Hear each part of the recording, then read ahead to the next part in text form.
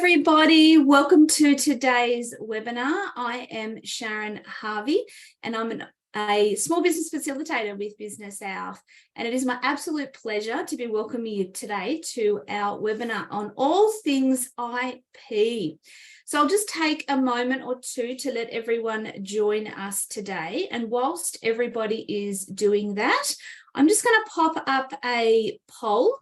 So if you could please answer a couple of questions in the poll, that would be much appreciated. So if you've just joined us, welcome to today's webinar. I've just popped up a poll and we will get started in just a moment. But if you could take a moment or two to complete that, that would be much appreciated. Thank you.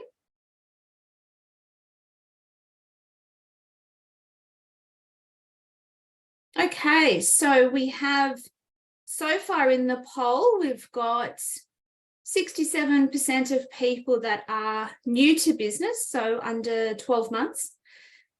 We have 33% that have been in business for 1 to 5 years, and no business owners joining us that are 5 years plus established. So thank you for that. And the second question was about your IP. And 75% of our participants are new to IP and they're here to understand the basics. And we have 25% so far that would love to meet in person to better understand IP with a professional. So I will be able to give you some details in a follow-up email along with the recording of today to let you know how you may be able to reach out to Michael should you choose to have that conversation about IP after today. So it looks like we have a number of people that have joined. So welcome once again. Thank you all for being here today. I am just going to share my screen and then we will get started.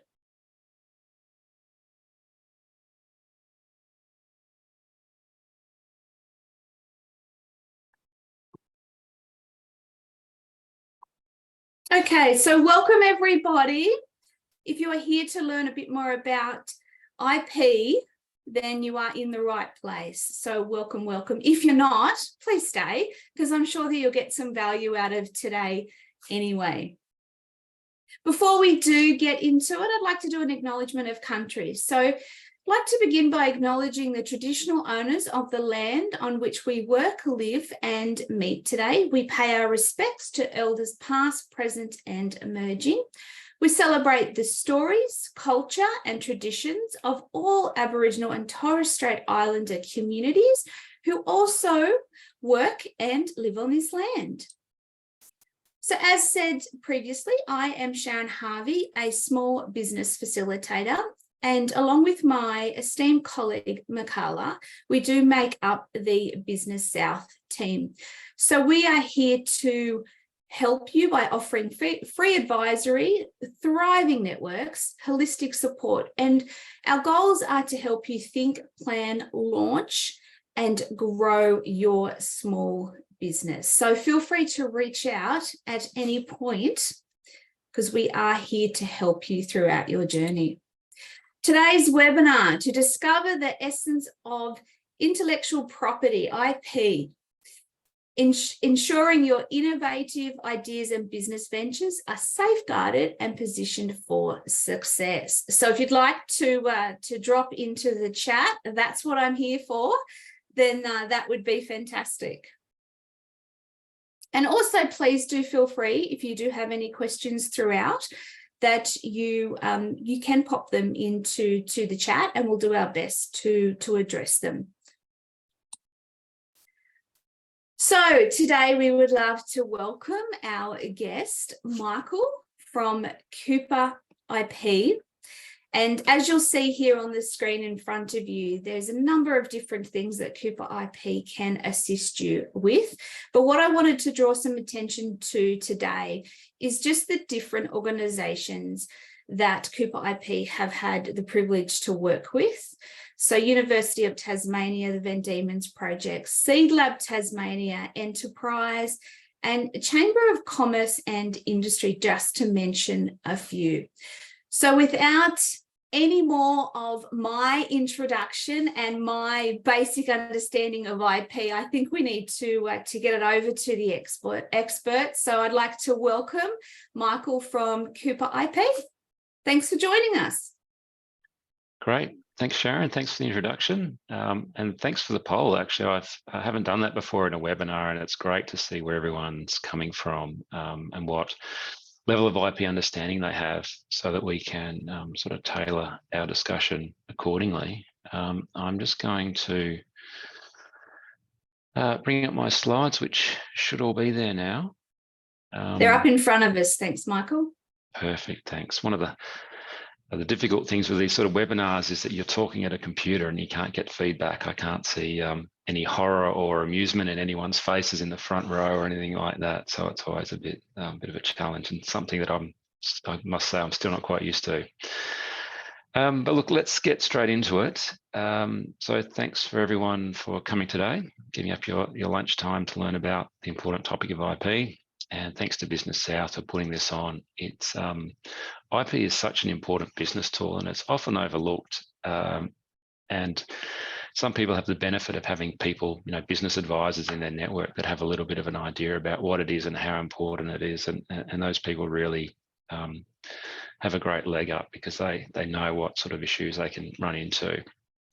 So, as I mentioned, it's an important business tool, particularly for startups and small business. For many startups or small businesses, your intellectual capital is all you've got. If you're not making a widget, or you don't have any machines or staff or things like that, your intellectual capital is all you've really got. So it is important that you protect it as best you can. It's also an area where people can get themselves into trouble.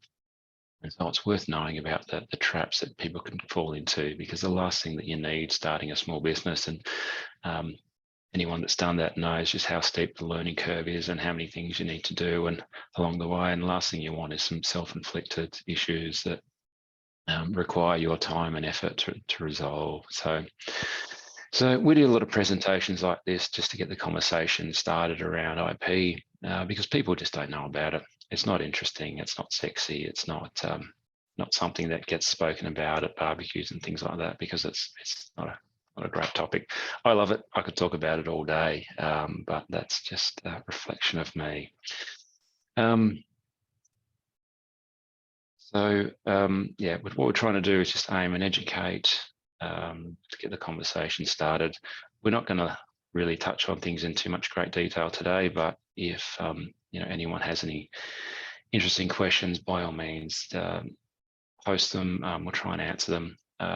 I love to digress and go down the rabbit hole, and sometimes people have some really interesting issues that arise through their business. So happy to chat about that now, or next time we're back in town, we can sit down. So this is us, Cooper IP. We're two patent and trademark attorneys and one dedicated trademark attorney now. Warren and I are both engineers with legal training, with mechanical engineering. I had a previous life as an automotive engineer working for Holden, then went back and did some legal training. We deal with a vast range of clients. Engineering space is very broad. It's a lot of manufacturers, engineers. We deal with clients in the space of solar energy storage and heat generation and things like that, all the way down to consumer products. So it's a really broad range. In the trademark space, we have do a lot of work with different vineyards and wineries and small businesses. So agriculture, medical devices, aquaculture, the list goes on and on. Now, Warren and I are based in Melbourne. Kate, our trademark attorney, is actually based in Hobart. I've been coming down to Tasmania every month for at least 8 years now. I forget how long it is. COVID's in the middle there, so it's all a bit of a blur. I spend 2 days a month down there, a day in the north, a day in the south. The reason I do that is because we've got some great clients down in Tassie, and we work with a lot of great organisations, as Sharon mentioned before.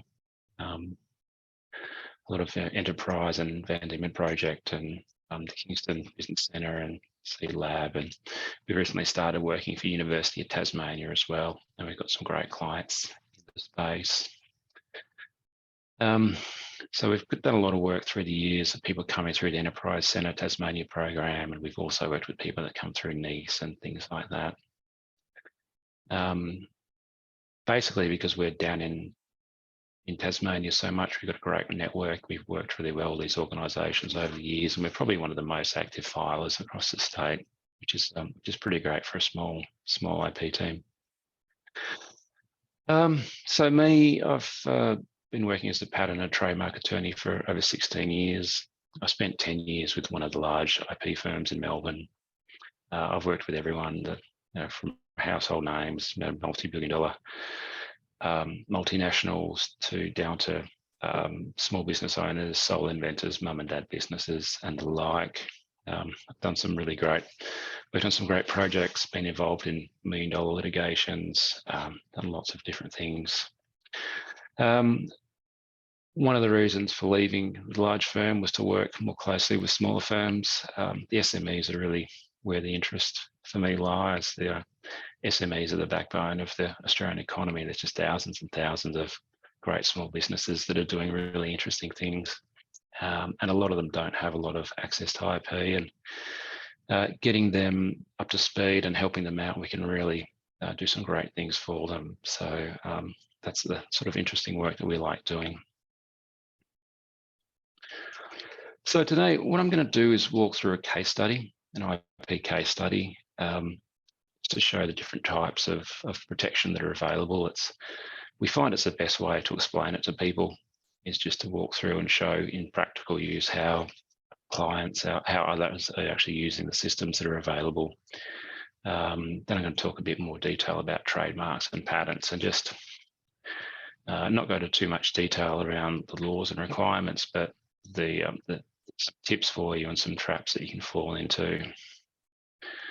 So as I mentioned earlier, everyone has a different business and different questions. And so if anything pops up as we're going through, by all means, post a question. So what is intellectual property? Well, as the name suggests, property of the intellect. It's what you create. For me, it's a light bulb moment. It's that smart moment where you go, hey, that's a smart thing to do. So every business has IP. Some of it's quite hidden away and not really known about. Others, it's really more in your face. If you're making and selling products, you might have some IP in your product. If you're a service business, it might just be the way you do things. It might be a process. It might be how you deal with clients. It might be around your branding and your reputation. It's always there. I'm yet to see a business that doesn't have some form of IP. It's really just a matter of identifying it. We tend to think of it as like a secret sauce. What is it about what you're doing that makes your business special or unique? And as I mentioned, sometimes that might just be branding or a name. Other times it's much more visible. So we have these IP protection systems that we came up with. As humans, we're a creative bunch, and we spend a lot of time coming up with newer things, new works of art, products, technologies, new companies. And over time, it's become pretty obvious that if people are going to put in the hard work and take the risks to launch these endeavors, that it's unfair if others just come along and copy them. So you can just think in the consumer product space, if you're going to spend time and money developing a product, the last thing you want to do is get to market after a number of years and quite an expenditure and have someone come along and copy you. And the same goes with your brand and your name. The last thing you want is, after you've spent years and years in your business building a brand name people know and trust, is for people to come along with similar names and sell inferior products, and that has a detrimental effect to your business. So these systems give us some control over what we've developed and what our intellectual property is and how it's used. Now, these systems, we have some formal mechanisms for protection. The main ones are patents, design registration, and trademarks.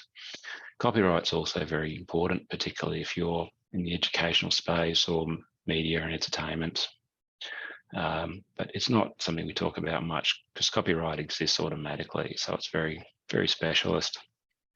There's some other interesting IP rights around. So plant breeder rights, something that comes up from time to time, particularly if you're in the agriculture sector. Also confidential secrets, information, trade secrets, circuit layouts as well. So there's various different forms of IP, but we're really just going to focus on patents, designs, and trademarks today. So we're going to talk about one business today, which is a local business that some of you might know about, Scoot Boot. They've got a shop out of Cambridge near the airport. Founded in 2015 by Hobart, by Dave and Annette. Guy in the middle, I'm not sure what his name is, but knowing Dave and Annette, I'm sure he's got a name and he's fondly cared for. But what they did back in 2015 was well, Dave had been in the space for a long time, and the problems with metal shod horseshoes have been known for a while. Their horses have all sorts of issues with feet, that various things are proposed to try and address it. But they worked on this hoof boot, which is a plastic molded boot, and it really takes the stress and strain off a horse's hoof. Now, when horses do a lot of work, they get all sorts of hoof problems, and that can actually render them lame. And horses have been put out to pasture just because they're no longer able to do what they're doing. And what they've actually found is that some horses can actually come back to usefulness after some time in their boots. So it's a pretty niche product. I'd never heard of a hoof boot before. I'm not in the horse industry. I'm not a big horse rider, so I knew nothing about this. And most people I tell about hoof boots, they're really quite surprised that these are a thing. But Scoot Boot are doing amazing things, and they've developed this product, and they're really one of the biggest players in the world in this market. They're doing really great things. They've got Olympic show jumpers and Olympic riders, and all these sorts of professional athletes wearing their shoes, and the market loves them. So they're doing really great things. It's a replacement for a metal horseshoe. It's super comfortable. It's easy to put on, and keeps the hoof healthy and things like that. So there's lots of great advantages. So really doing well commercially. Now, hoof boots aren't new. Over the last 100 years, there's actually been various other attempts at making hoof boots. This is just a Google image search, some of the different ones around, but there's been various other ones proposed over the last 100 years. So Scoot Boot didn't invent the hoof boot, the horse boot. They just came up with a much better one. So there's a couple of really smart features about it that what we've protected with patents. So we've got this slit at the front, which you may or may not be able to see. It takes the load off the toe. There's a point force concentration around the toe, which can be really aggravating for horses, and it causes all sorts of issues. And there's a slit up the front that allows the boot to be opened easy to put on.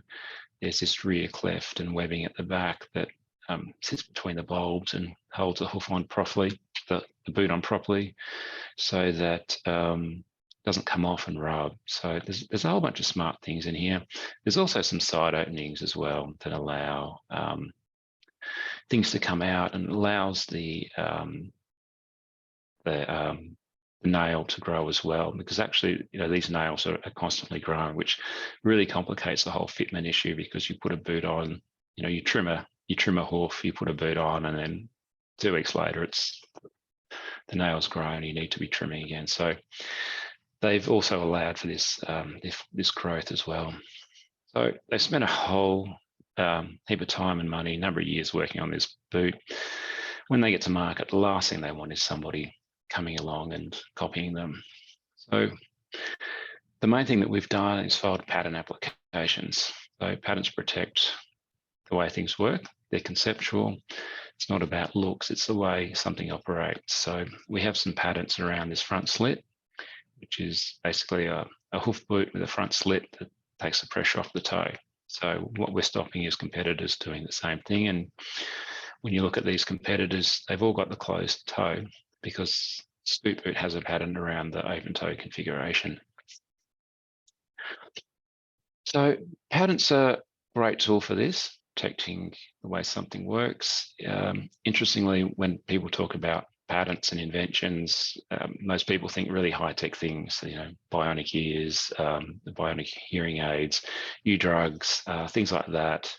But really an invention is anything new that does something new or has a new function. It can be really quite simple. Years ago, I filed patent applications for an ear tag for cows. And there were some really smart things around what it did because conjunctivitis is a big issue in cows. We've also filed patent applications for mining equipment and things like that. So there's a really broad range, but really it's just something that works in a new way. The other thing that Scoot Boot have done is filed design registrations, which protect the appearance. So designs stop people making things that look the same or look similar. You can see that some of these other boots, they do look quite different as opposed to the Scoot Boot, which does have quite a unique shape and configuration. That's what we've sought to protect. And so other people can't copy the way it looks. And we have some different designs around this mud strap in the middle and the main boot itself. So we've protected it in a couple of different ways. Registered designs aren't as popular or as common as patents because they're narrower typically. They're just protecting the way something looks as opposed to a function. But they do have quite a useful, they are quite useful in many spaces and quite well used in some as well. A great example is packaging, the packaging space.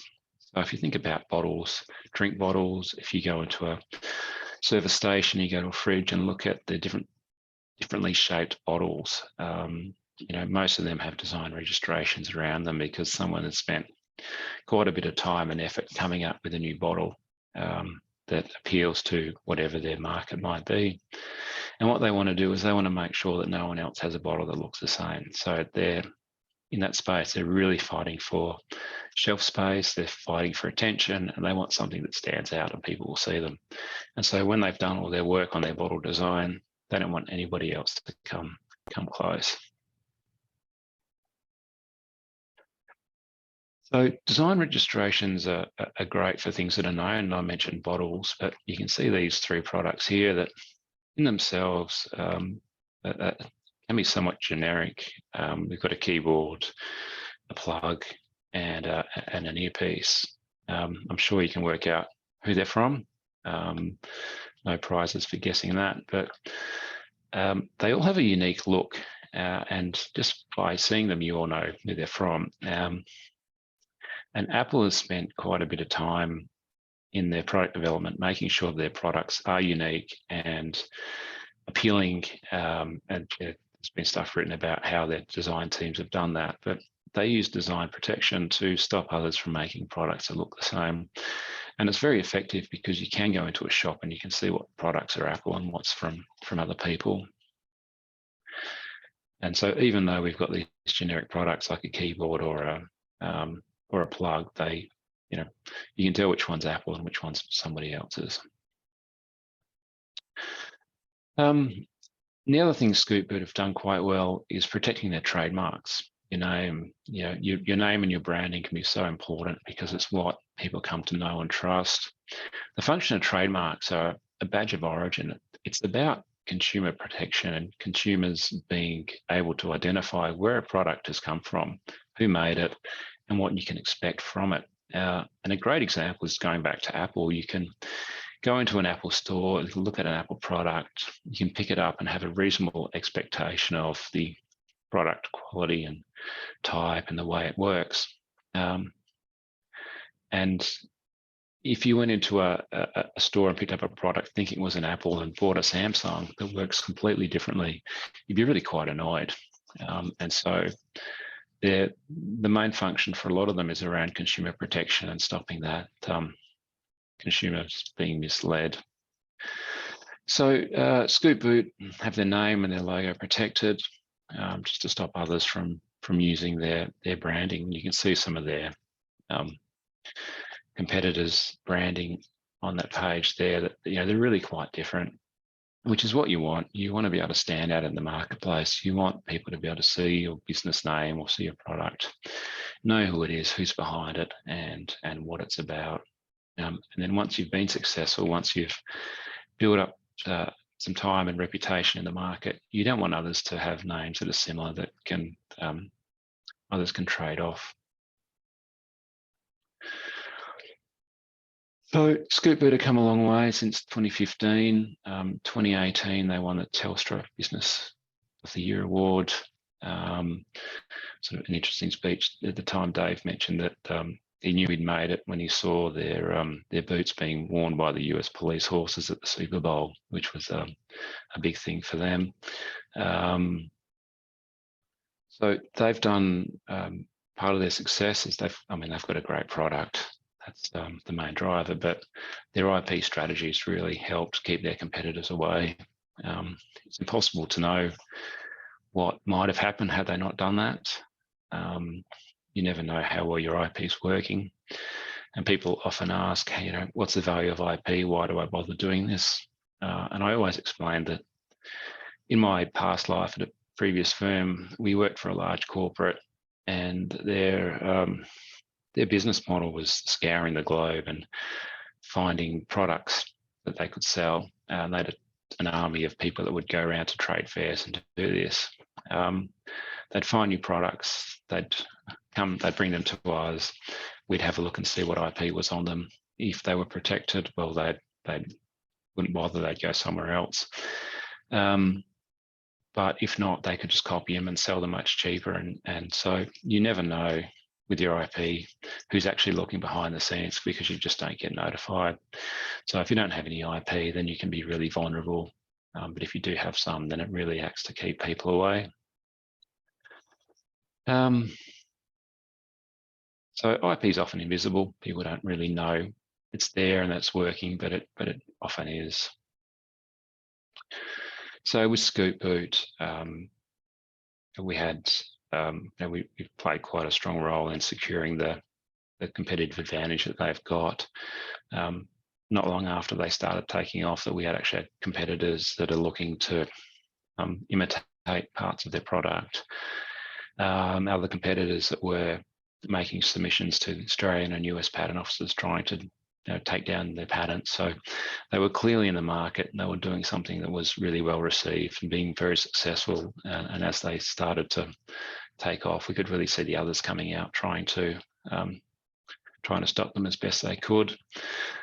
Thankfully, none of that was successful, and the competitors are still at bay. We've had to make some enforcement actions along the way, which is what you do, but it's been quite a great success story, both commercially as well as IP.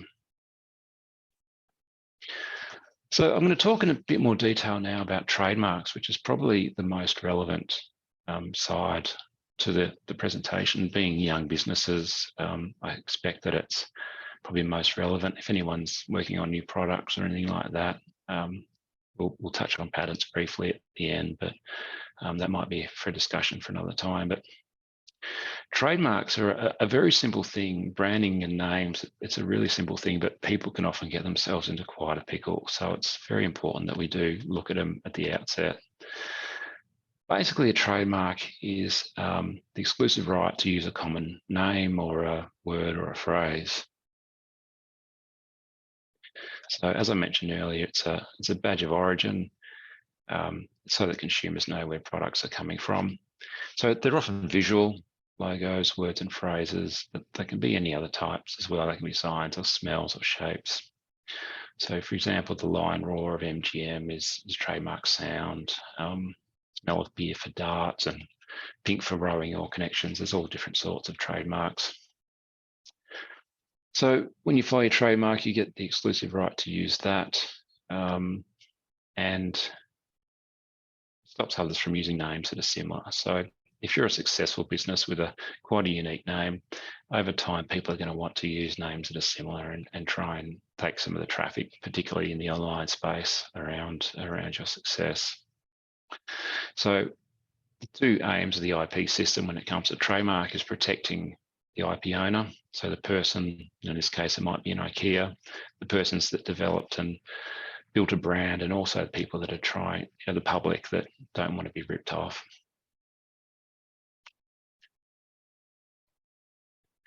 So one of the things that trademark officers around the world do is that they make sure that trademarks are distinctive. So you file an application, it's limited to certain goods and services, and it also must be distinctive. Now, Bogues is a great example that expect everyone's familiar with this product. They've got a registration in class 32 for beer, ale, stout, porter. It doesn't mean that nobody else can use the name Bogues. The registration is really just around the class of goods that they're in. But there are provisions around famous and well-known marks, and in Tassie, Bogues and Cascade and the like are really quite well-known. An example that I use at times is that Qantas is such a well-known brand that even if you were to make fluffy slippers and try and put the name Qantas on them, people would ask, people would wonder why Qantas was selling slippers. So yeah, well-known, famous brands can be quite problematic, and it's best to steer clear from them. So the second way that the IP systems sort of balance things out is that they only give rights to trademarks that are distinctive, and they're names that are typically not what people want to use in the regular trade of goods and services. So at one end of the spectrum, we have trademarks that are purely descriptive. Hobart fish and chips, for example. At the other end of the scale, we've got things that are completely distinctive. Bogues, means nothing about beer, it's a name. IKEA is a great one because it's a made-up name. Telstra, things like that. So it's really worth at the outset to think about what your branding is, what your trademark is, and if you can go for something distinctive, then you're much better placed. So when you look at these ones here, I mean, these are all well-known marks, but if you didn't know anything about the company, if you'd never seen them before, you wouldn't know what these trademarks stand for and what the businesses are about. And that's really quite a good aim. So IKEA, again, looking at that, it's a made-up name. It's got nothing to do with furniture. So it's registered in class 20 in respect of domestic furniture. Not only is it a really strong registrable name, but it's also really quite enforceable because people don't have an excuse to use the word IKEA. If you were to try and register, which you wouldn't be able to do anyway, but for argument's sake, Hobart Fish and Chip Shop, it's completely descriptive, and other people are going to want to use those words in their business if they're in that space. And so you're always going to have confusion, not only online, but in the marketplace. People will wonder, are you the same shop as the one down the road? Is there some relationship? Who's better? Who's worse? If you have a good outcome with one and a bad outcome with the other, why? What's happened? And things like that. So trap one is picking a trademark that's not distinctive. Now, going through the registration process, things that are distinctive often just go straight through. Things that aren't distinctive have problems, become harder to get, more expensive, and much harder to enforce. So it's a quite common problem that businesses have, is to pick something that's not distinctive. And again, so purely descriptive trademarks are terrible. Try and pick something distinctive and it can really set you up. In some cases, it makes sense. If you're a brick and mortar store, if you are literally the Kingston Fish and Chip Shop, and that's the name that you want, and there's nobody else in that space, you're not looking to expand or anything like that, then it's perfectly acceptable to do that. But if you're trying to build a business that that you can grow and sell and things like that, then having a good name is really important. Oh, here's an example of a difficult trademark that never went through: Tasmanian Black Angus beef. Really descriptive, never accepted. Often when people pick names like this, they go through the process, they try and register it, they spend a bit of time and effort and money, and then realise that they have to rebrand anyway. So when you're starting out, if you've got a blank sheet, pen on paper, coming up with a great name at the start's a good way to go. So as I mentioned, getting exclusive rights is difficult, but it also makes it hard to be found if you don't have a good name. We did some work for a company a few years ago. It was a healthcare consultancy, and they were called Healthcare Systems or something like that. And for a life of us, we couldn't find it online. So it just shows you, if we can't find it, how can their competitors or how can their customers find it? So having being mindful of having a good brand that's distinctive and stands out in the marketplace and is really quite useful in the online space is really what you should be going for.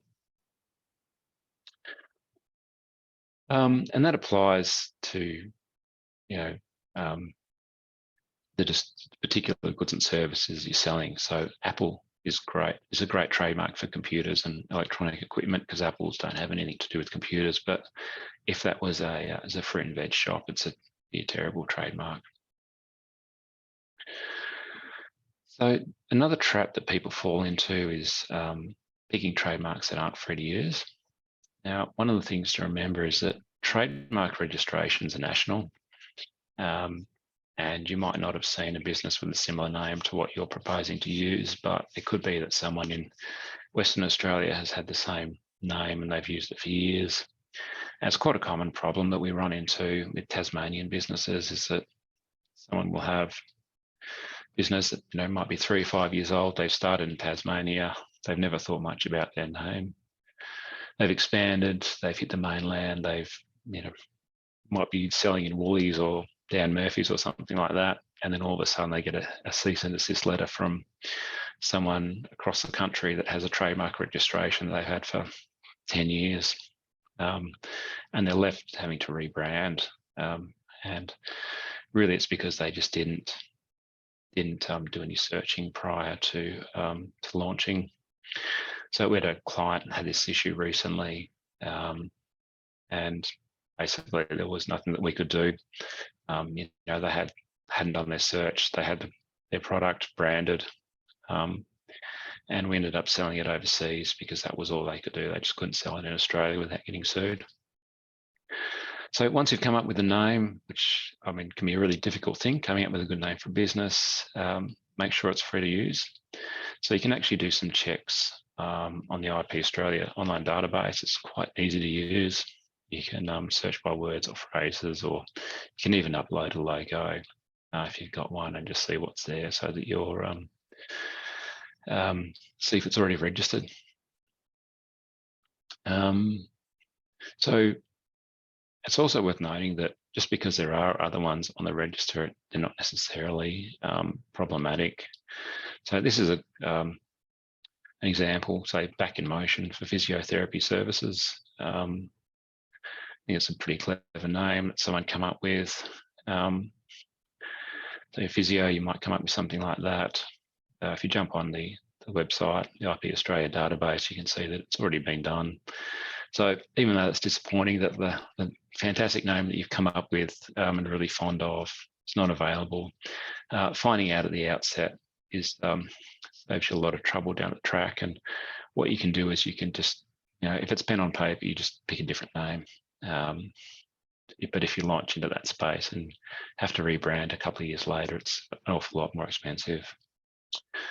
Now this goes to jurisdictional basis. You need to do it in every country you're interested in. So if you're thinking about making something and selling it in China, for example, you need to get it checked in China or New Zealand or the US. So it does complicate things if you're trying to make or sell something overseas. A trap that some people fall into is assuming that it is taken when it's not. Now, as I mentioned before, things are registered in specific goods and services. If there's a trademark in a different class, for example, if there's not an overlap in what you're doing, then it can be okay. So it does pay to check. So an example is Happy Baby for a yoga studio. Now, pretty clever name that someone's come up with. You do some searching. There's actually 14 results on the register of different marks, which might, if you're thinking about doing that, you might think it's a hopeless cause, that you can't go anywhere with this, but it's actually not the case. So the first one is actually for bibs.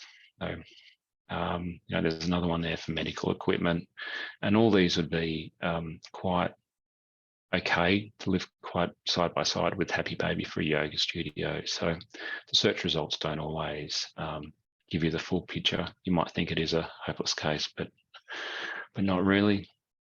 Trap number 4 is use it or lose it. So you need to use your trademark. If you've had something registered for over 3 years, it can be vulnerable to non-use. Trademarks can be renewed in perpetuity. You pay your renewal fee every 10 years, but you need to keep using it. Otherwise they can be revoked.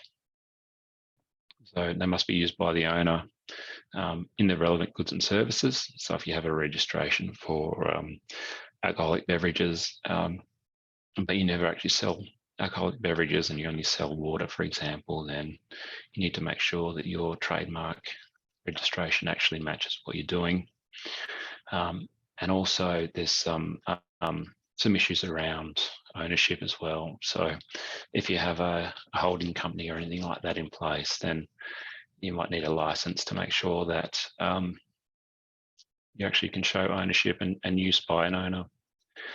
Now, one of the traps we do see down in Tassie is arises through China. Given that the green reputation that Tassie enjoys, people do sell products into China from time to time because they just love them. It's a difficult thing to do, but it's a great market if you can crack it. There's a whole heap of issues in China. One being that the laws in China are different, and it's actually perfectly legal, at least it was, for a third party to file a trademark application and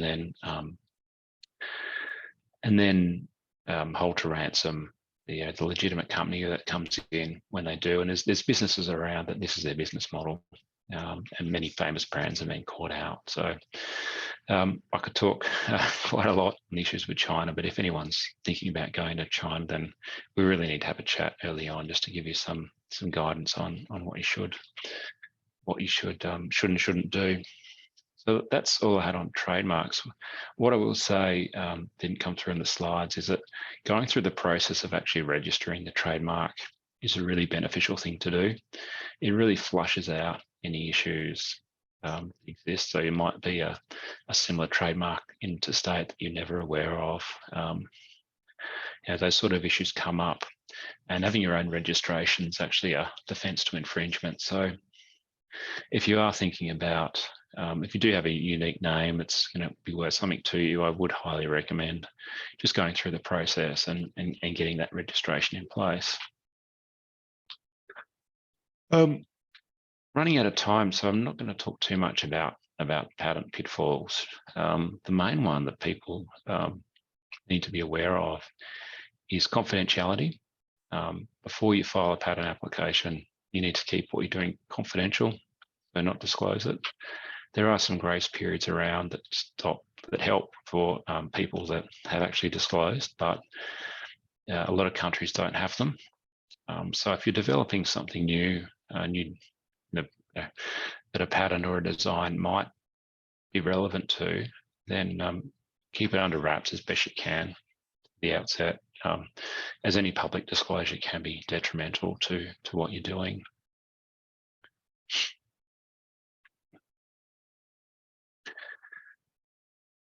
And the reason for that is that to get a patent for something, it needs to be new and inventive.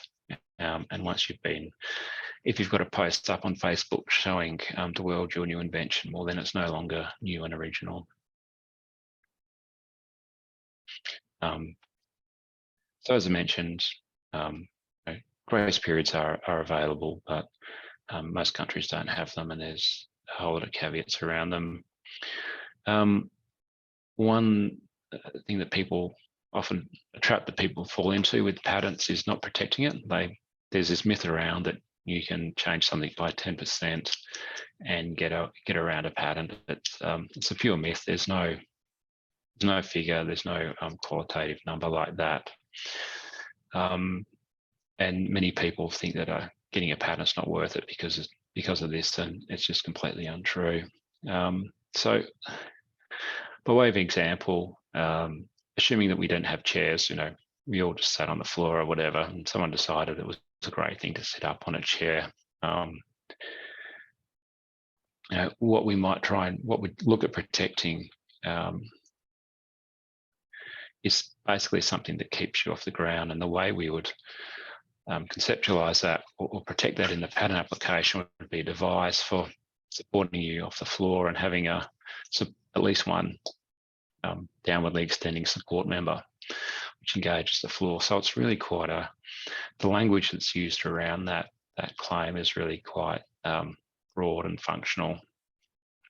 And you can see that all these different variations of chair actually fall within that claim scope. So there's nothing to do with the 10% rule. It's really about how we word the patent.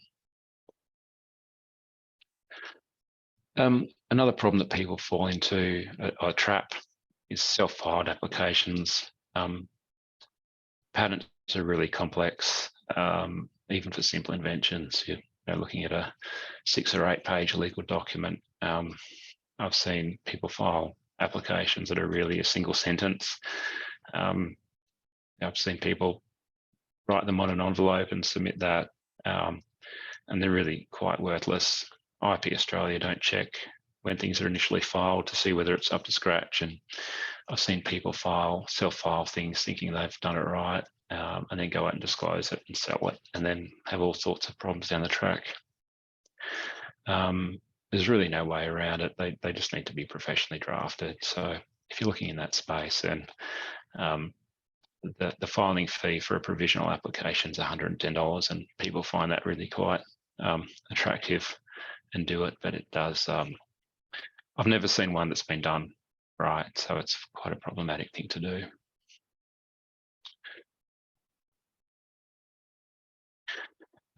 The other issue with patents is not doing some research. Getting a patent can be pricey, and doing some research at the outset to find out if it's been done can be really quite beneficial. Some people do, some standard Google searching, thinking that that's all they need to do. A lot of the patent search databases aren't indexed by Google, and so their results don't come up. So, there's I think 12 million granted US patents. The estimate is around 100 million US patent applications. So there's this massive number of prior art documents in the space that can stand in the way of a patent application. Look, I'll leave it there. I want to leave a little bit of time for questions or an early finish if people want. But yeah, getting your IP protected can be really crucial for getting a competitive edge in the marketplace and avoiding conflicts. And be sure to remember that confidentiality is key, and to seek advice early. Particularly in the trademark space, the earlier you can look at things, the much better your bit of space you're in. I might pass back over to Sharon. Wonderful. Thank you so much, Michael. Really appreciate your knowledge, your expertise, time and effort that you put into delivering an amazing webinar presentation for us today, and really appreciated the relevant examples that you used. So what I will do now is, whilst we just wait to see if anyone has any questions they'd like to put forward, is to just pop up our final poll for this afternoon.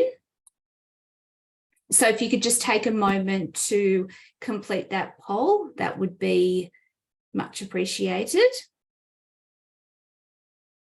And if you do have any questions that you would like to put forward, then now is the time to do that. As mentioned at the start of today's webinar, I will send out an email and with the recording, and also the opportunity that you can connect with Michael as well. So I will pop some details out with the recording this afternoon. I don't think I mentioned, Sharon, that we give a free initial consultation. So when we are back every month, if you do have any questions, you can book in a time for a chat. Wonderful. Fantastic. We all love a free consultation. So if anyone was asleep, they're not now. So that's wonderful. Thanks so much. So thank you everyone for completing the poll. So we have 67% that the webinar gave them initial insights into IP. And also we have, I need to make a time to speak more about IP with a professional. So yes, we will definitely get the details out about how you can connect with Michael and Cooper IP to do that. And 33% overall really enjoyed the webinar and found value in the presentation. So thanks very much everyone for completing our poll. I believe we may have a question, so I will just go to the question box in a moment. But before I do that, you'll see on the screen in front of you that we do have an email list, and we would encourage you to register for our email so you can be kept up to date with all the events like today that we do offer. And we do networking opportunities, in-person workshops, as well as online. And everything Business Tasmania, that is new information that comes up, we do try to include as much of that in our newsletters and resources and different blog posts and that type of thing. So it's a very value-adding newsletter, and we send a couple out every month. So I'd encourage you to go register for that so you don't miss out on any information. And as you'll see, that you can follow us on our socials on LinkedIn, Facebook, and Instagram as well. So I'll just check the Q&A. It doesn't seem...